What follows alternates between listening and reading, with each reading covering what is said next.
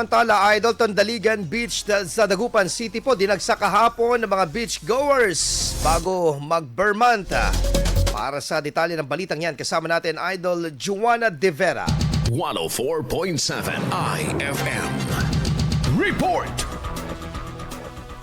Dumagsa ang mga beachgoers sa bunuan Tondaligan Beach sa Dagupan City sa huling araw ng Agosto. Ani ng ilang beachgoers, sumakto ang huling araw ng Agosto sa araw ng Linggo, kung kaya't sinulit na nila ang pagkakataon na bumisita kasama ang pamilya. Pahabol na rin umano ito sa kanilang mga naudlot na lakad noong nakaraang summer season at ngayon na pumasok na ang Vermonts. May mga nakaantabay na lifeguards upang matiyak ang seguridad at kaligtasan ng lahat ng bisita. Mahigpit na paalala ang pagiging responsable sa tamang pagtatapon ng basura upang manatiling malinis ang baybayin. Kasama mula rito sa IFM Dagupan, ito si Idol Juana De Vera, Tatak IFM.